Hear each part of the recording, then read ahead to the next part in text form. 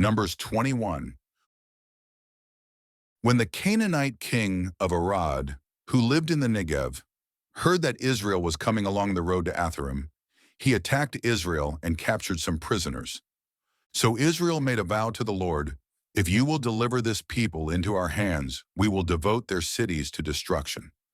And the Lord heard Israel's plea and delivered up the Canaanites. Israel devoted them and their cities to destruction, so they named the place Hormah. Then they set out from Mount Hor along the route to the Red Sea in order to bypass the land of Edom. But the people grew impatient on the journey and spoke against God and against Moses. "Why have you led us up out of Egypt to die in the wilderness? There is no bread or water, and we detest this wretched food." So the Lord sent venomous snakes among the people, and many of the Israelites were bitten and died. Then the people came to Moses and said, "We have sinned by speaking against the Lord and against you. Intercede with the Lord so he will take the snakes away from us." So Moses interceded for the people. Then the Lord said to Moses, "Make a fiery serpent and mount it on a pole. When anyone who is bitten looks at it, he will live." So Moses made a bronze snake and mounted it on a pole. If anyone who was bitten looked at the bronze snake, he would live. Then the Israelites set out and camped at Oboth. They journeyed from Oboth and camped at Eabarim in the wilderness opposite Moab to the east.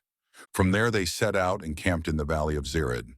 From there they moved on and camped on the other side of the Arnon, in the wilderness that extends into the Amorite territory. Now the Arnon is the border between the Moabites and the Amorites. Therefore it is stated in the book of the wars of the Lord, "Waheb and Suphah and the wadis of the Arnon, even the slopes of the wadis that extend to the site of Ar, and lie along the border of Moab."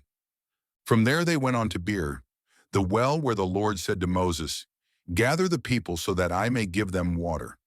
Then Israel sang this song, "Spring up, O well, all of you sing to it." The princes dug the well, the nobles of the people hollowed it out with their scepters and with their staffs. From the wilderness the Israelites went on to Mattanah, and from Mattanah to Nahaliel, and from Nahaliel to Bamoth, and from Bamoth to the valley in Moab, where the top of Pisgah overlooks the wasteland. Then Israel sent messengers to Sihon, king of the Amorites, saying, "Let us pass through your land. We will not turn aside into any field or vineyard, or drink water from any well. We will stay on the king's highway until we have passed through your territory." But Sihon would not let Israel pass through his territory. Instead, he gathered his whole army and went out to confront Israel in the wilderness. When he came to Jahaz, he fought against Israel. And Israel put him to the sword and took possession of his land, from the Arnon to the Jabbok, but only up to the border of the Ammonites, because it was fortified. Israel captured all the cities of the Amorites and occupied them, including Heshbon and all its villages.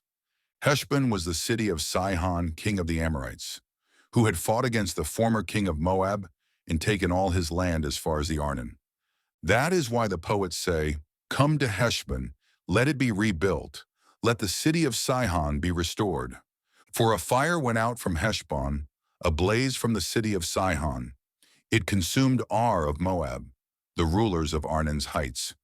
Woe to you, O Moab! You are destroyed, O people of Chemosh! He gave up his sons as refugees and his daughters into captivity to Sihon, king of the Amorites. But we have overthrown them. Heshbon is destroyed as far as Dibon. We demolished them as far as Nophah, which reaches to Medeba." So Israel lived in the land of the Amorites. After Moses had sent spies to Jazer, Israel captured its villages and drove out the Amorites who were there. Then they turned and went up the road to Bashan, and Og, king of Bashan, and his whole army came out to meet them in battle at Edrei. But the Lord said to Moses, "Do not fear him, for I have delivered him into your hand, along with all his people and his land. Do to him as you did to Sihon, king of the Amorites, who lived in Heshbon." So they struck down Og, along with his sons and his whole army, until no remnant was left, and they took possession of his land. Numbers 22.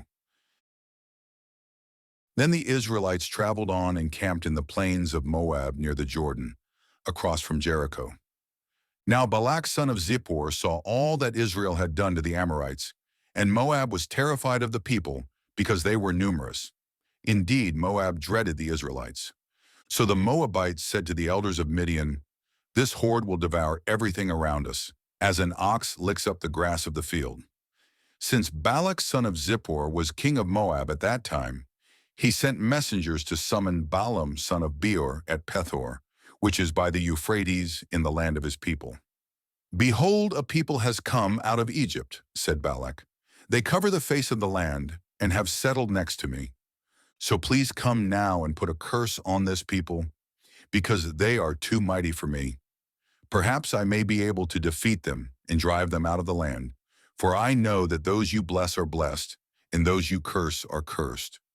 The elders of Moab and Midian departed with the fees for divination in hand. They came to Balaam and relayed to him the words of Balak. "Spend the night here," Balaam replied, "and I will give you the answer that the Lord speaks to me." So the princes of Moab stayed with Balaam. Then God came to Balaam and asked, "Who are these men with you?" And Balaam said to God, "Balak son of Zippor, king of Moab, sent me this message. Behold, a people has come out of Egypt, and they cover the face of the land. Now come and put a curse on them for me. Perhaps I may be able to fight against them and drive them away." But God said to Balaam, "Do not go with them. You are not to curse this people, for they are blessed." So Balaam got up the next morning and said to Balak's princes, "Go back to your homeland, because the Lord has refused to let me go with you." And the princes of Moab arose, returned to Balak, and said, "Balaam refused to come with us." Then Balak sent other princes, more numerous and more distinguished than the first messengers. They came to Balaam and said, "This is what Balak son of Zippor says. Please let nothing hinder you from coming to me, for I will honor you richly and do whatever you say. So please come and put a curse on this people for me." But Balaam replied to the servants of Balak, "If Balak were to give me his house full of silver and gold, I could not do anything small or great to go beyond the command of the Lord my God. So now please stay here overnight as the others did, that I may find out what else the Lord has to tell me." That night God came to Balaam and said, "Since these men have come to summon you, get up and go with them, but you must only do what I tell you." So in the morning Balaam got up, saddled his donkey, and went with the princes of Moab. Then God's anger was kindled because Balaam was going along, and the angel of the Lord stood in the road to oppose him. Balaam was riding his donkey, and his two servants were with him. When the donkey saw the angel of the Lord standing in the road with a drawn sword in his hand, she turned off the path and went into a field. So Balaam beat her to return her to the path. Then the angel of the Lord stood in a narrow passage between two vineyards, with walls on either side. And the donkey saw the angel of the Lord and pressed herself against the wall, crushing Balaam's foot against it. So he beat her once again. And the angel of the Lord moved on ahead and stood in a narrow place where there was no room to turn to the right or left.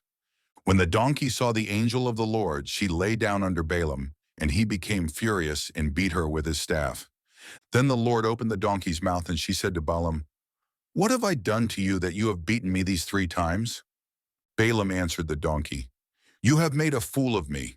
If I had a sword in my hand, I would kill you right now." But the donkey said to Balaam, "Am I not the donkey you have ridden all your life until today? Have I ever treated you this way before?" "No," he replied. Then the Lord opened Balaam's eyes, and he saw the angel of the Lord standing in the road with a drawn sword in his hand. And Balaam bowed low and fell face down. The angel of the Lord asked him, "Why have you beaten your donkey these 3 times? Behold, I have come out to oppose you, because your way is perverse before me. The donkey saw me and turned away from me these 3 times. If she had not turned away, then by now I would surely have killed you and let her live." "I have sinned," Balaam said to the angel of the Lord, "for I did not realize that you were standing in the road to confront me. And now, if this is displeasing in your sight, I will go back home." But the angel of the Lord said to Balaam, "Go with the men, but you are to speak only what I tell you." So Balaam went with the princes of Balak. When Balak heard that Balaam was coming, he went out to meet him at the Moabite city on the Arnon border, at the edge of his territory. And he said to Balaam, Did I not send you an urgent summons? Why did you not come to me? Am I really not able to reward you richly? See, I have come to you, Balaam replied. But can I say just anything? I must speak only the word that God puts in my mouth. So Balaam accompanied Balak, and they came to Kiriath Huzoth. Balak sacrificed cattle and sheep, and he gave portions to Balaam and the princes who were with him. The next morning, Balak took Balaam and brought him up to Bamoth Baal. From there he could see the outskirts of the camp of the people. Numbers 23.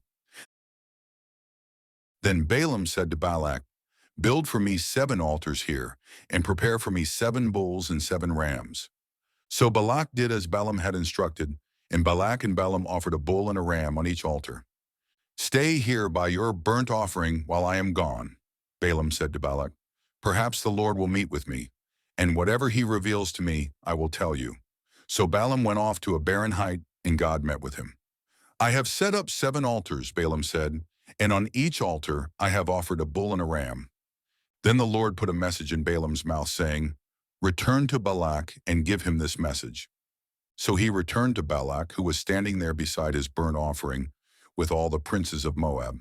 And Balaam lifted up an oracle, saying, "Balak brought me from Aram, the king of Moab, from the mountains of the east.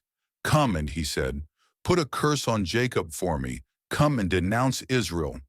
How can I curse those whom God has not cursed? How can I denounce those whom the Lord has not denounced? For I see them from atop the rocky cliffs, and I watch them from the hills. Behold, a people dwelling apart, not reckoning themselves among the nations. Who can count the dust of Jacob or number even a fourth of Israel? Let me die the death of the righteous. Let my end be like theirs." Then Balak said to Balaam, "What have you done to me? I brought you here to curse my enemies, and behold, you have only blessed them." But Balaam replied, "Should I not speak exactly what the Lord puts in my mouth?" Then Balak said to him, "Please come with me to another place where you can see them. You will only see the outskirts of their camp, not all of them, and from there curse them for me." So Balak took him to the field of Zophim, to the top of Pisgah, where he built 7 altars and offered a bull and a ram on each altar. Balaam said to Balak, "Stay here beside your burnt offering while I meet the Lord over there." And the Lord met with Balaam and put a message in his mouth, saying, "Return to Balak and speak what I tell you." So he returned to Balak, who was standing there by his burnt offering with the princes of Moab. "What did the Lord say?" Balak asked. Then Balaam lifted up an oracle, saying, "Arise, O Balak, and listen. Give ear to me, O son of Zippor. God is not a man that he should lie, or a son of man that he should change his mind. Does he speak and not act? Does he promise and not fulfill? I have indeed received a command to bless. He has blessed, and I cannot change it. He considers no disaster for Jacob. He sees no trouble for Israel. The Lord their God is with them, and the shout of the king is among them. God brought them out of Egypt with strength like a wild ox. For there is no spell against Jacob and no divination against Israel. It will now be said of Jacob and Israel, what great things God has done. Behold, the people rise like a lioness. They rouse themselves like a lion, not resting until they devour their prey and drink the blood of the slain." Now Balak said to Balaam, "Then neither curse them at all, nor bless them at all." But Balaam replied, "Did I not tell you that whatever the Lord says, I must do?" "Please come," said Balak. "I will take you to another place.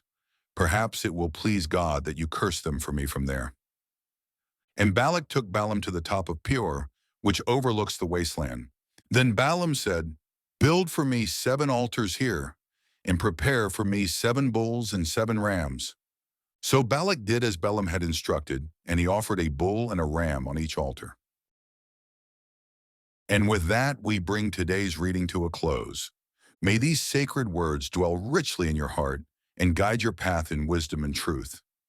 Until we meet again to continue our journey through the Holy Scriptures, may the Lord bless you and keep you. Go in his peace.